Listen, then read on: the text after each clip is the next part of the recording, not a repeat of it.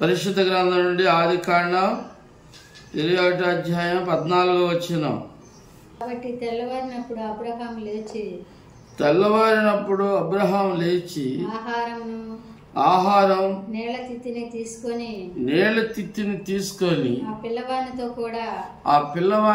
కూడా ఆగరణకు అప్పగించి ఆమె భుజం మీద ఆమె పెట్టి ఆమెను పంపివేసింది. ఆమె వెళ్ళి బెయేర్షెబా అరణ్యములో ఇటు అటు తిరుగుచుండెను. ఆ తిత్తిలో నీళ్లు అయిపోయిన తర్వాత ఒక పొద క్రింద చిన్నవాడిని పడవేసి పిల్లవాడిని సాగు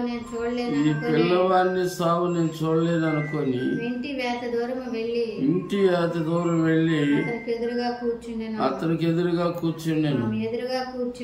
ఆమె ఎదురుగా కూర్చుండి ఎలుగెత్తి ఏడిచాం. చూసారా, ఎలుగెత్తి ఏడిచిన ఈ ఏడుపుకి ఏమైనా అర్థం ఉందా?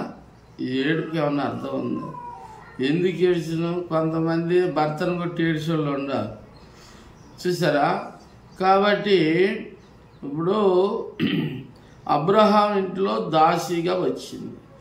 దాసిగా వస్తే అబ్రహాం గారి భార్య శారా గారు దయదలిచి తన భర్తనే తన కౌగిటికి ఇచ్చింది. ఇచ్చినప్పుడు ఒక కొడుకుకి జననిచ్చినప్పుడు నీ స్థాయి నీకు తెలియాలిగా, నీ యొక్క స్టేటస్ నీకు తెలియాలిగా. ఎర్రవికి అతిశయపడి నువ్వు శారాని ఏడిపించు. శారా పోయి దేవుడికి చెప్పింది. దేవుడు వచ్చి అబ్రహాంతో, అబ్రహాం ఆగరనే తన కుమారుని వెళ్ళగొట్టాడు. అబ్రహాం చాలా మంచివాడు, దేవుని మాట వినేవాడు. కవిగిట్లో సంతోషపడ్డా, ఆనందపడ్డా. తర్వాత దేవుడు చెప్తే నిర్దాక్షిణ్యం తీసుకెళ్ళి అరణ్యంలో వదిలేస్తే ఏంటి ఆ సొమ్మవరు తిన్నట్టు ఎక్కెక్కి ఏడుతుంది. ఈ పిల్లవాడు సావు నేను చూడలేదు. అసలు ఎందుకు ఏడుతాను? నీ స్థాయి ఏంటి? దాసి.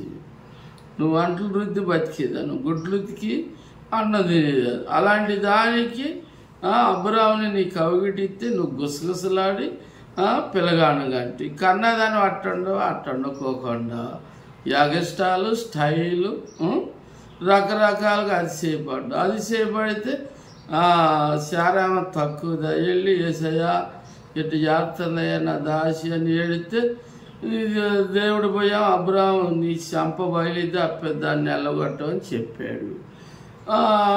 ఆ భుజం మీద నేల తిత్తి ఆహారం పెట్టి అడవిలో వదిలేసి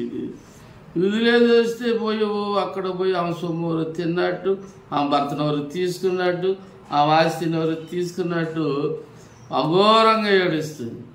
దేవదూత చామంది పోయి అగారు నీకేమొచ్చింది? పోయే కాలం వచ్చింది. తినే తిండి తినకోకుండా ఈ రకంగా ఆగమైపోయాను. కాబట్టి నీ యజమానురాల చేతి కింద అణిగి ఉండు అని చెప్పాడు దేవుడు. చూసారా, తిట్టింది, కట్నం కొట్టింది, రక్కన రక్కింది, మళ్ళీ కొట్టిండి అని భర్త మీద పిచ్చిరీలు. యజమంటి ఆడలు ఉన్నారు దేశం మీద, యజ్బేల్ రాళ్ళు ఉండాలి దేశం మీద.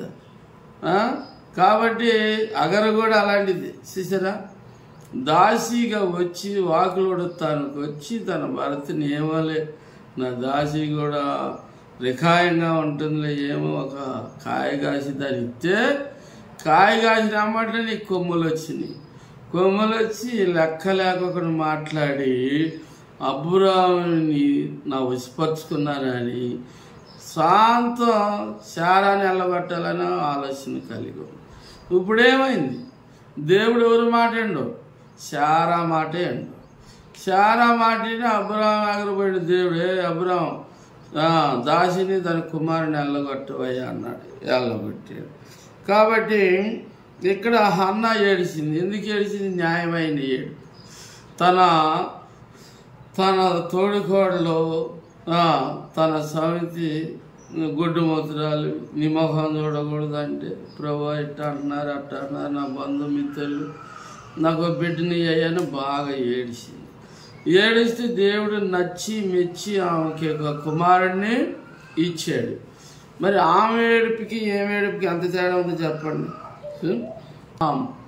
కన్నీటిలో కూడా న్యాయమైన కన్నీరు ఉంటుంది, భర్తను కొట్టి ఏడిచే కన్నీరు ఉంటుంది, రకరకాల ఏడుపులు ఉంటాయి చూసారా. కాబట్టి దయచేసి మరి ఇక్కడ ఇంకొక కన్నీరు ఉంది. ఏ కన్నీరు?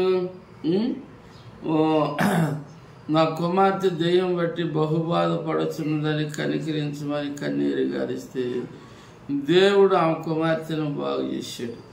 అట్లే ప్రభునందు ప్రియమైన సహోదరులారా, దేవుని బిడ్డలారా, ఆఖరి కన్నీరు మటుకి చాలా ఆస్పదంగా ఉంది, చాలా ఇడ్డూరంగా ఉంది. ఆమె ఏడిచేది ఎందుకు కూడా అర్థం కాదు చూసారా. కాబట్టి ఆమె భర్తను ఎవరు తీసుకున్నట్టు, ఆమె ఆస్తిని ఎవరు తీసుకున్నట్టు అఘోరంగా ఏడిస్తుంది. అది కరెక్ట్ కాదు. దేవుడు కొద్ది మాటలు దీవించింది.